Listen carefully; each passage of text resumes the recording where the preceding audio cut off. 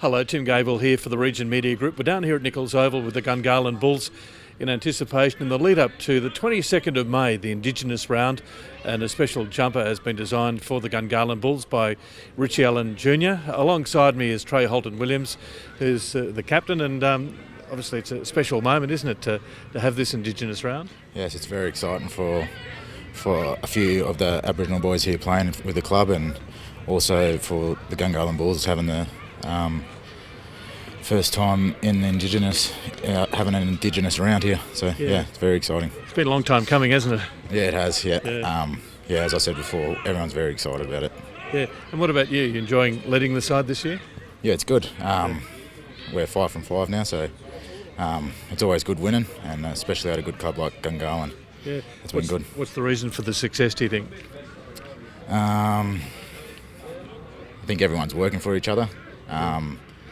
There's been a late, all of them have been late wins. So everyone's just working for each other, and it's been good. Okay, and just I guess the jumper, it's quite a special moment, isn't it? It's almost like a heritage moment for the club, isn't it, to have this special Indigenous jumper? Yeah, especially as it's been designed by one of the players here as well.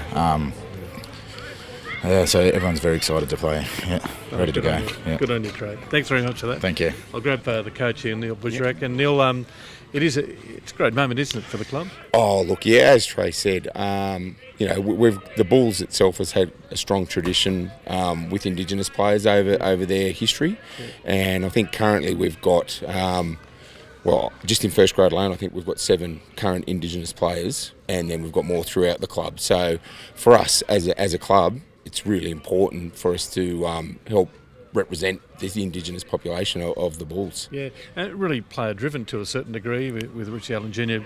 with the jumper, and a lot of the players obviously really keen to be part of it. Look, and that was the thing with doing an Indigenous round. We wanted to have the input of the players. We wanted to have their buy-in, like we wanted it to be run by them. So we've put the idea to them, and they've come up with some of the ideas that they would like to see on the day, like the smoking ceremony, the welcome to the country, and the design of the jumper. So all the players have had input into that. Yeah, pretty good culture, isn't it, at this club? And you can see success on the field, and it starts with the culture, doesn't it? Oh, definitely. Look, I think the club did the right thing last year, and while the COVID period, we made the decision, and it was based on the players. They all decided that they wanted to play, even though it was an amateur and there was no money involved. All the players said we still wanted to play, and I think that was the driving force for where we are to this year, is based on last year. Everyone's buy-in, and we created that little bit of culture, and it was quite easy to get everyone to come back and play this year.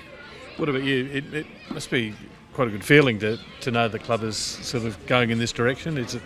Is there a feeling that you're doing the right things, not just on the field but off the field? Oh yeah, I think that's exactly right. We're a community-based club, and we want everyone to come. We're very family orientated, and we've got lots. Like we've got a high Indigenous playing group numbers wise, but we've also got players from Tonga, Samoa, England, and other clubs as well, other countries as well. So we're pretty diverse, and we embrace that diversity. All right. That's great, Neil. Well done so far on the season. All the best on the 22nd of May. Great. Thanks, Tim. Thanks for that.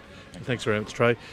That's obviously Trey Holton-Williams and Neil Bushrak, who's the coach and the captain with Trey, down here at the Gungahlin Bulls. And yes, that special Indigenous game is on the 22nd of May. Back with more in just a moment.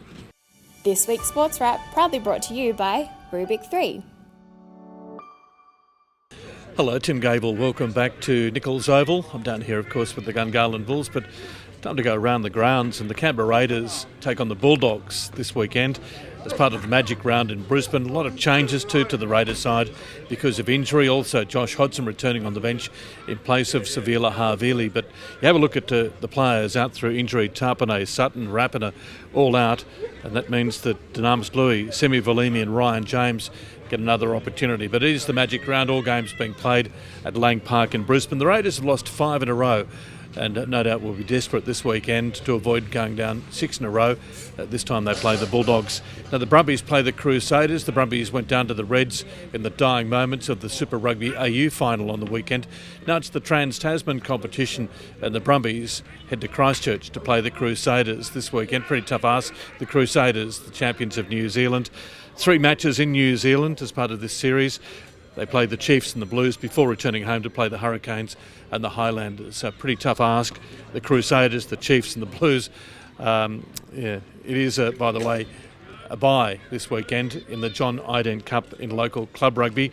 The Canberra Brave Ice Hockey team had 2 victories over the weekend. They beat Sydney and also Newcastle, both those games away. And this weekend in the National Ice Hockey League, they are at home at Phillip and they play Newcastle on Saturday.